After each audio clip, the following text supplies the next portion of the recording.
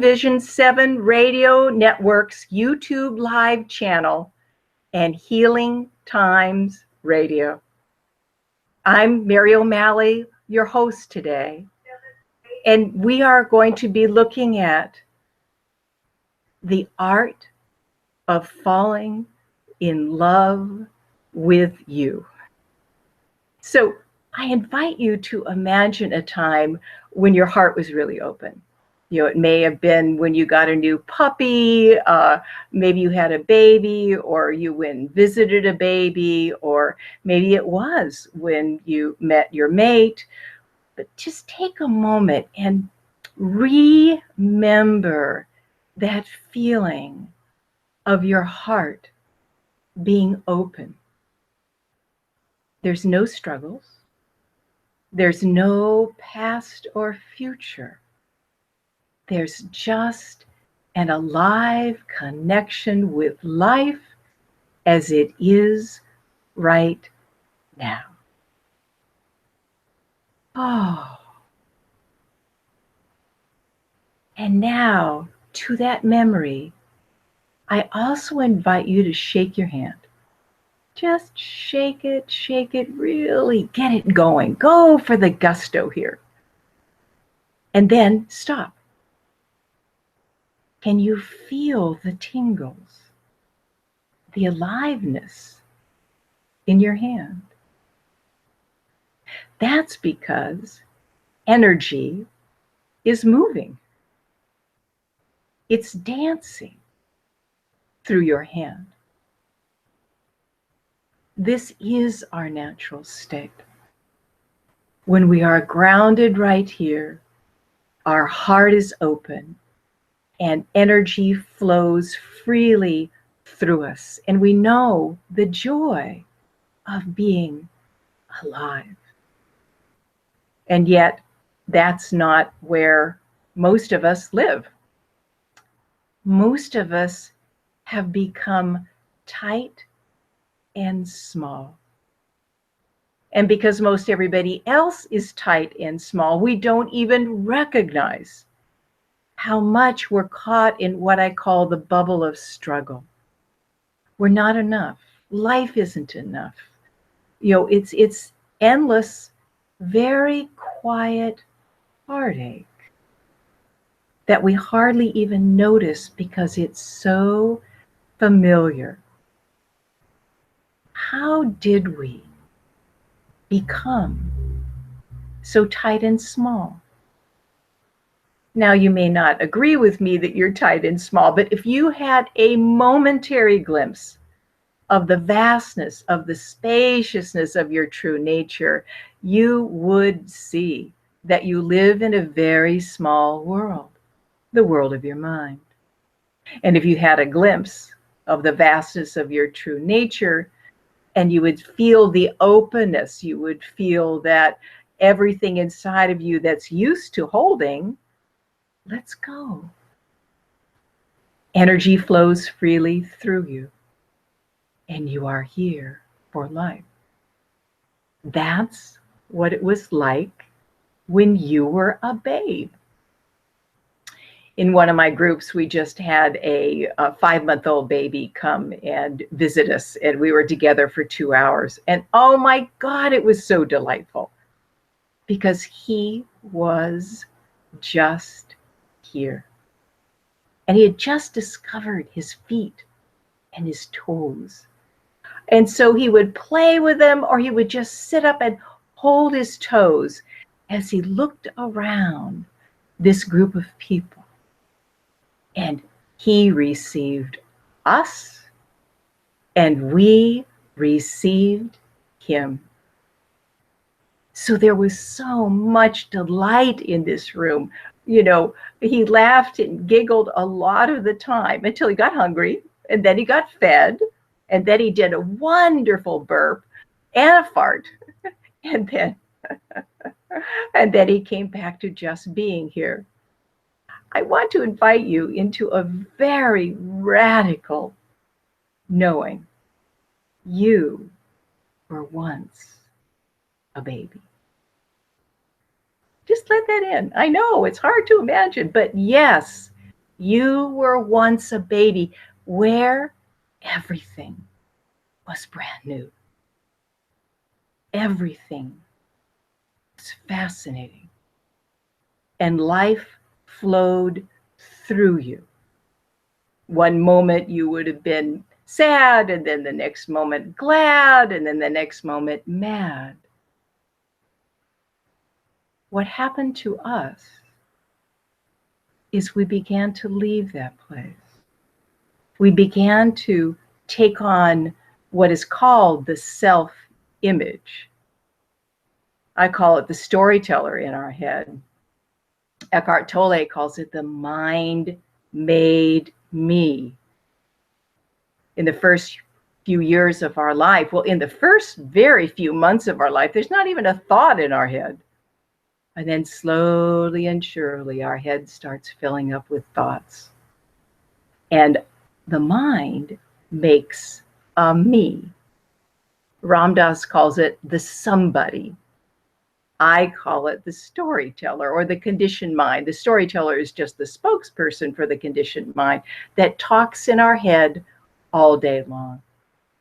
And they now understand that pretty much this mind made me, its foundations, was formed inside of us before we were 6. And it's much like putting on a fractured pair of glasses. Once a friend of mine gave me her old glasses, and I fractured them with heat and cold water. And I have people put these glasses on to get a sense that who they think they are, this storyteller that talks all day long, that is so trying to do life and do life right because it feels that it's never enough, that it is like putting on a fractured pair of glasses, and we're no longer here for life. How did that happen? Well, when we were very little, we needed our parents for survival. I like to call our parents unconscious giants, because if they were the same size to you as you are now, look at your ceiling. If you're in a standard ceiling, that wouldn't even be a waistband. And they would weigh 900 pounds. And these were the people that we were dependent upon for survival. There was a very painful study done at the University of Wisconsin in 1952 where they took baby rhesus monkeys and they took them away from their mothers at birth. And they put them in cages all by themselves. You know, my heart just aches whenever I hear this. And they gave them the choice of 2 different mothers. One was a wire-formed monkey that had a bottle hanging from it, and the other was a cloth monkey that they could cuddle. They had to choose one or the other. Whichever one they chose, they didn't have access to the other. Which was the one that the babies chose 100% of the time? That's right, the cloth monkey. What this study showed us is that connection is even more important than food for survival. We are connectors. And boy, did we watch our parents' eyes and our parents, we felt the inside of them. We were very wide open. And I call them unconscious giants because our parents, they may have even loved us, but they had left themselves and life a long time ago. Left them to get lost in their thoughts about life rather than the living experience. So what we began to do is, in this intimate watching, feeling, we began to try to be what we thought we should be in order to purchase this connection that was so important for survival. And that is when we begin to move from a human being to a human doing. There's another thing that causes us to begin to tighten and leave our bodies and run away to our heads. And that is that when you are young, you are the center of the universe. There's no other way that you can perceive. When you're at one with everything, there is no other. So you are the center. And when things are off in a family, as they oftentimes are in most families at where we are in our evolutionary process, a child feels like they are to blame. So they did a study once of children of divorce, and even up to the age of 12, children believe that they caused the divorce, even if their parents told them that they didn't cause the divorce. So that is how powerful the beginnings of this storyteller, of this mind made me, that when we are young, these are the roots of it. And the third root is there's two core wounds that we all experience. I call them the sacred wounds. And our parents gave them to us. And the first is abandonment, rejection, and it could go all the way from just, some parent, just not able to be present for you, or one night they can't do your homework with you, all the way to a parent walking out. And the other is invasion. And that is where there is abuse. And it could go all the way from a parent that thinks parenting is telling a child when to do, how to do, where to do it, why to do life, all the way to extreme sexual and mental and verbal abuse. All of us took on these sacred wounds. It seems to be our ticket into this schoolroom called Earth. And we all begin to tighten around them because most of us did not have a human being in our lives that was present enough that when we were hurting, this person didn't say, "Oh, you're okay, it's no big deal," or, "Oh, stop crying," or, "I'm going to send you to your room," and here you are deeply hurting. So most of us didn't have that at all in our lives. So we were left with these experiences all by ourselves. I love to give the example of having a goldfish, and it was on the chest that was right beside your bed in your bedroom, and there was a little night light that lit it up, and you communed with this goldfish. Let's call it Charlie. And oh my God, children are still capable. They haven't shut down enough that they are still capable of really communing with trees and, the wind and animals.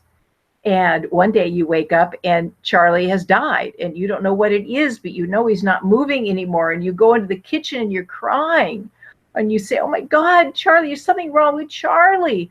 And a parent goes into the room and says, "Oh, well, Charlie has gone to heaven, but that's okay. We'll buy you a new goldfish." There's no connection. There's no presence for this grief that one of your dear, dear friends left.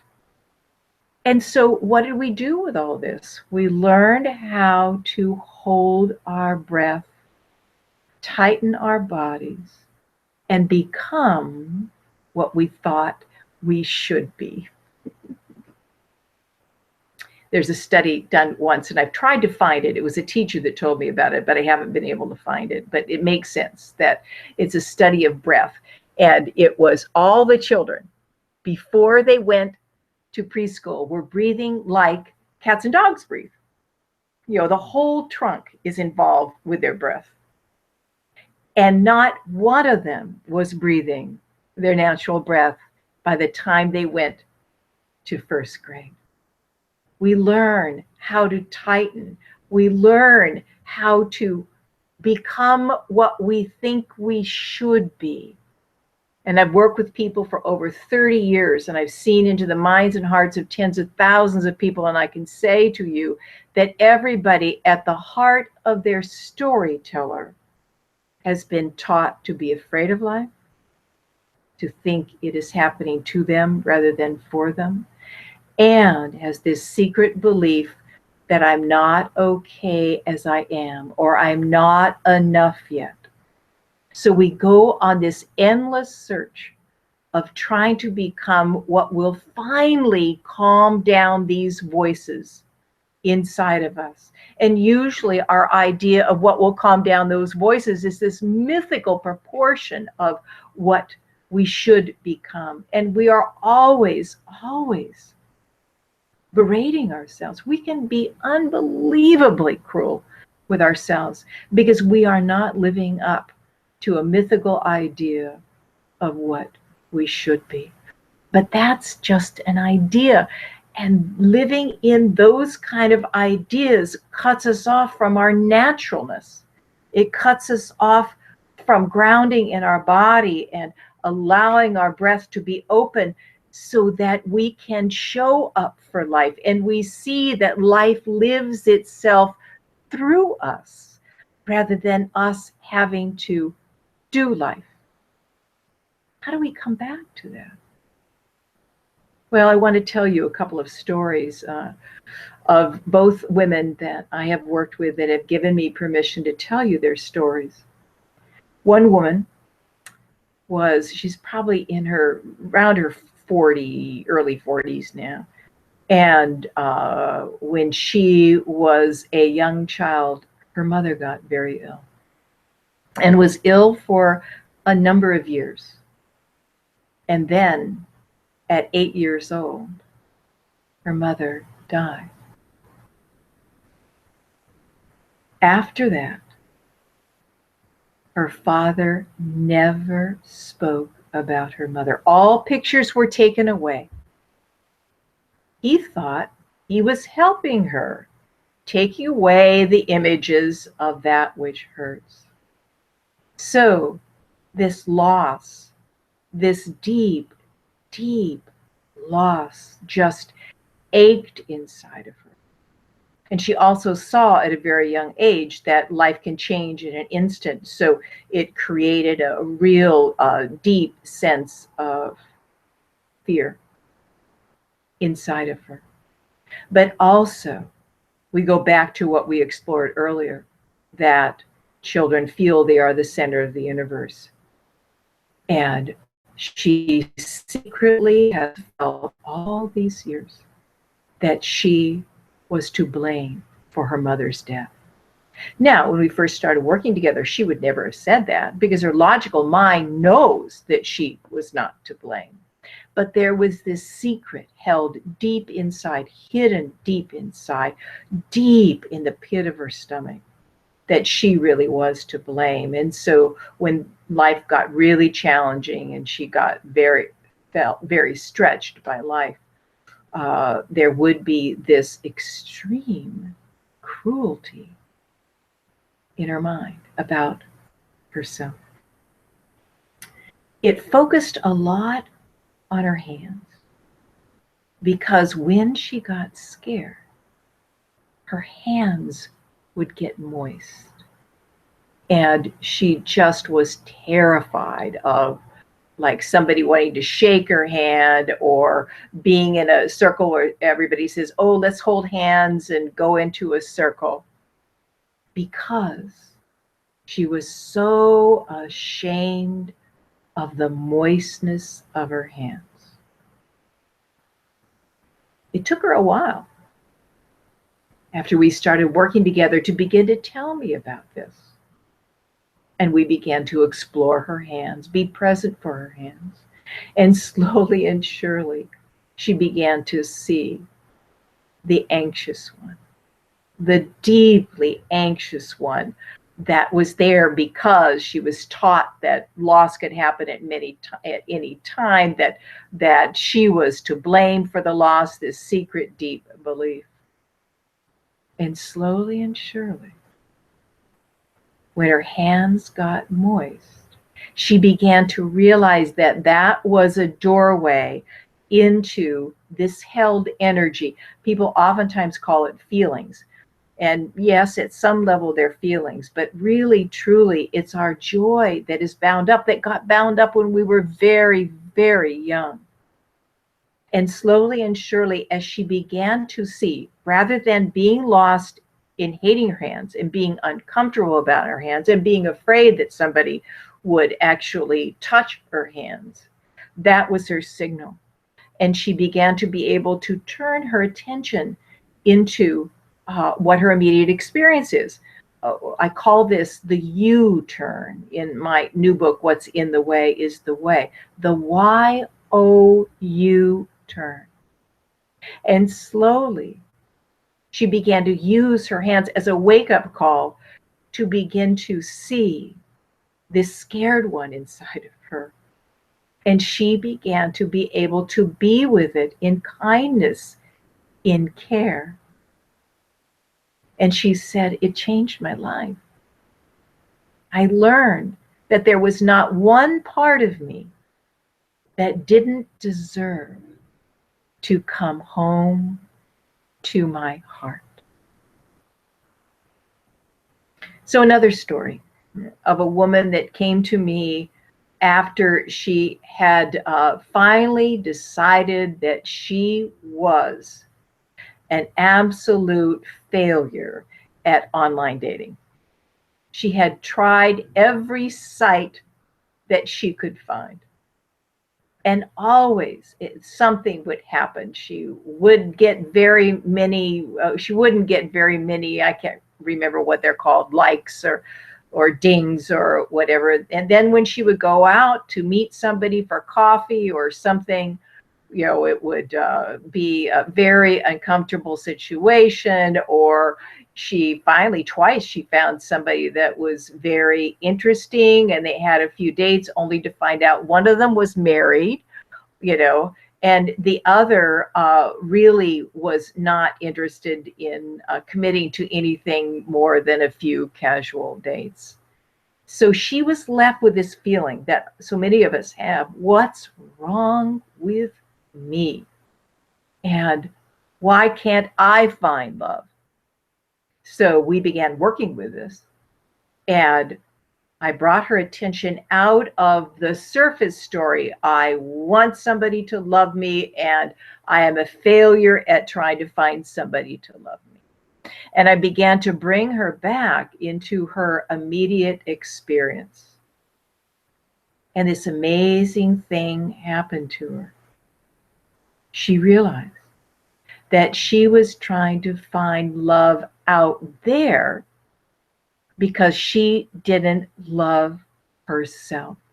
And she felt that if I could just find somebody that loves me, then I will be okay.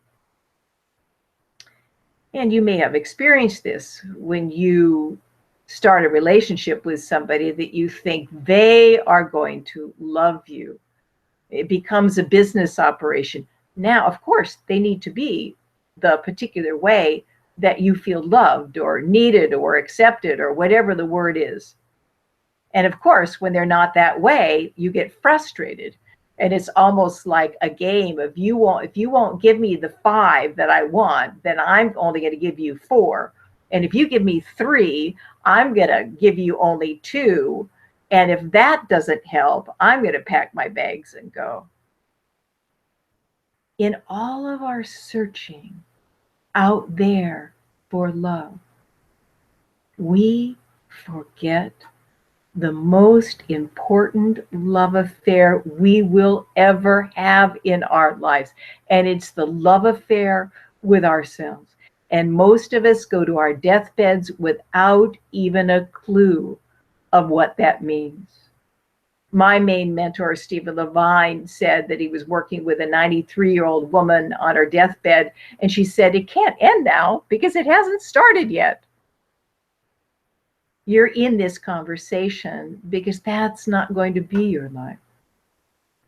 Out there, constantly searching, constantly seeking, constantly trying to make your life be, and you be, what you think you should be. That's what I call the bubble of struggle. But what would happen if you began to realize that life is a setup to bring up what has been bound up, so we can open up to be freed up, so you can show up for life? What would happen if you took on all of this craziness of this somebody, of this storyteller in your head that you think, have thought most of your life is you? What would happen if you took that on as your teacher, and rather than being a victim to all of these thoughts that, when your mind says, I'm scared, you think you're scared. When it says you're sad, you think you're sad. When it says you're mad, you think you're mad. That's being a victim to this storyteller that was created in the mind of a child. And who you are is so much more than this storyteller. I'm not knocking it. It's only taken the universe 13.7 billion years to learn how to make it. And you are gifted with it. And it's an exquisite tool for maneuvering through reality. But it's not reality. Alan Watts, the wonderful Zen philosopher who has now passed, once said, no matter how many times you say the word water, it will never be wet. You are here in this conversation because life is beginning to show you how to relate to the fear inside of you rather than from it, to the judgment rather than from it, to the loneliness, to the anger and irritation, to the grief, to the despair. I lived in what I call the no way out place for what felt like eons in my life. And the way I described it to my mentor is I felt like I was in a huge garbage compactor, that the walls were always pressing in on me. And I tried to get away from this despair. I tried to fix myself. I went to psychologists, psychiatrists, therapists, group therapy, mental hospitals, and none of it worked, because all I heard was, what's wrong with me? You're trying to fix me, so there must be something wrong with me. And then I tried overeating, and I gained 97 pounds in a year. That was before having lost and gained hundreds of pounds. And then I washed all of it down with alcohol and drugs and all of that, trying to get away from what I was experiencing. And then my first teacher came into my life when I was 27. And I was a mess. But I walked into that room and my life turned from a B-grade black and white horror movie to a Dolby surround sound Technicolor Panavision movie. And I couldn't have told you what he said when I left. But when I was in that room, I knew I was hearing the truth. So when he came up the third time from California, I took a tape deck in there and recorded the whole weekend. It went home and wrote down. Can you imagine all that work? You get half a sentence and you have to rewind, and maybe a full sentence and you rewind. And when my house and store burned to the ground, that was what I grieved. I lost everything.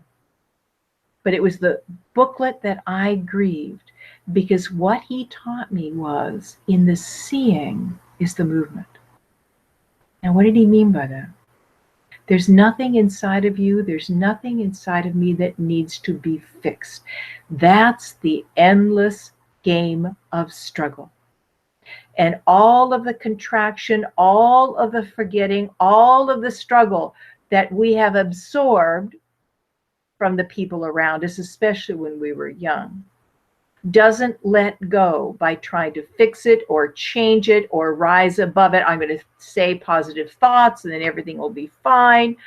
I'm going to meditate. I'm going to go to this peaceful place and then everything will be fine. But remember, it's bound up energy inside of us and it wants to flow again. So in the seeing is the movement, is the understanding that when you bring the light of your attention into your immediate experience, just like my friend did with her hands.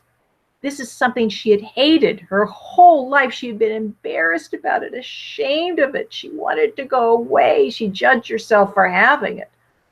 And when she brought her attention into her hands and we just explored them, used her attention like a flashlight to begin to explore this experience of moist hands.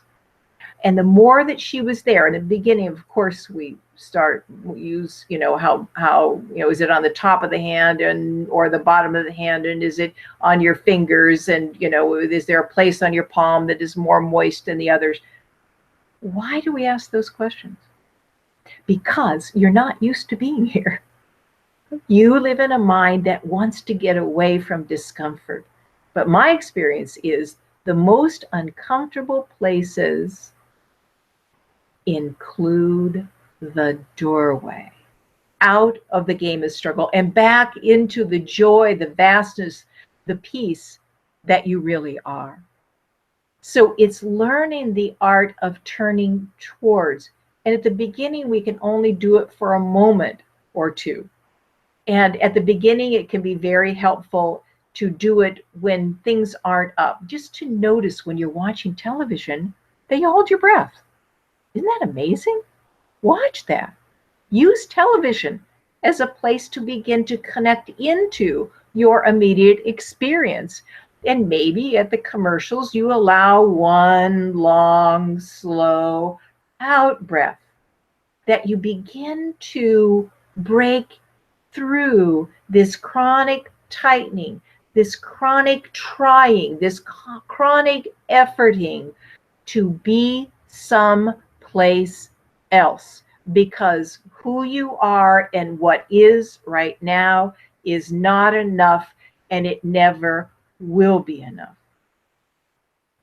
I think about Harvey Weinstein and then all of the other people that have been outed. And if you notice that most of the men that have been outed, not all of them, but most of them are kind of big men. So they eat a lot and they probably drink a lot. And you can see in their world this urge for more, more, more, more that eventually ends in disaster, whether it's being outed like they are, or we get, chronic liver failure from our alcohol, or we get diabetes from our gaining weight, or we lose our whole family because we have gone so deeply in debt. Those are the places you can begin to see it. And that's why I wrote my book, The Gift of Our Compulsions. In fact, when I self-published it, the title was Healing and Being Healed by Our Compulsions. Because our compulsions, which is the addiction to struggle, that's what I say, that our core addiction is to struggle. And all the other compulsions are an attempt to numb out from that struggle. What we're doing here today is not trying to get to someplace better, not trying to fix anything, but actually begin to dip the finger of your attention into the river of your experience. And as you learn this art of having your mind, your body, and your heart all in the same place at the same time, you become an alchemist. How did I come from such heartache? I can remember that the last time I tried to kill myself, I slit my wrist in a windowless bedroom in a basement apartment. And I couldn't get my wrist to bleed enough. And I could remember I was sitting on the floor and I was leaning against the wall and I was sobbing and I felt I am even a failure at suicide. Thank God I was. But at that time, I wanted to get out of all of this pain. And yet I was taught by Joel that trying to get out is just more struggle. It's like Carl Jung said, the only way out is in. The only way out is to discover in the seeing is the movement. That, believe you me, even the deepest parts of yourself that you have run away from because you have been afraid of them, because when you were young, they would have taken you over. I can't tell you how many times people have said, well, I can't meet that because I'll start crying, and I'll never stop crying.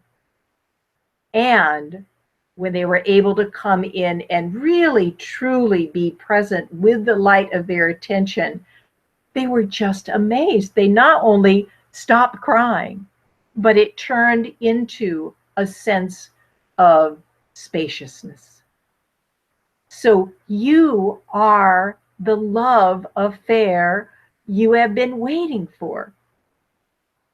I'm not saying not to have wonderful relationships, because loving someone and being loved by someone it's one of the most wonderful things about being alive. And if you haven't yet discovered how to come back to be present for you and weave back into your heart every single part of you, then you will use that love as a business. You will want something from them rather than just being able to love them. So this is the love affair. And believe you me, I mean, oh my God, when I was drinking and doing drugs, I did so many unskillful things. And even when I stopped drinking, and overeating, even then, I was still unskillful. And I could remember once I was drinking and I was mad at myself, and I was staying at a friend's house and they had all gone to the bar and I was supposed to meet them, and I was mad at myself, and I went to hit the bed, and it was a 4-poster bed with a duvet cover over the bottom board, and it felt good to hurt me. And I kept on hitting and hitting and hitting, and then passed out. And I woke up the next morning with a broken arm. Even that kind of self-rejection can be healed, not by overriding it, not even by understanding it. It is learning the art of meeting it. And we don't do the big guns right away. It's like if you go to the gym, you won't, if you go in there and pick up the 50-pound weights, you're going to hurt yourself and not go back to the gym. But I invite you, like we talked earlier, to just notice how much you hold your breath, even when you're watching TV, and then invite yourself out of that world of struggle by long, slow out breaths. And if you are getting ready to have a meeting at work that, it brings up anxiousness inside of you, or you have woken up the next day after drinking way too much alcohol, and what we do is that we react to the anxiousness. We react to, oh God, I did it wrong again. I'll never do this. I'll throw out all the alcohol, only to go and buy some a week later. That is the opportunity to begin to see how tight you are. Become a tightness detective. This conditioned self, this mind-made me that talks in your head all day long, that you have thought of as you, is just a tool for maneuvering through reality, and you can unhook from its world.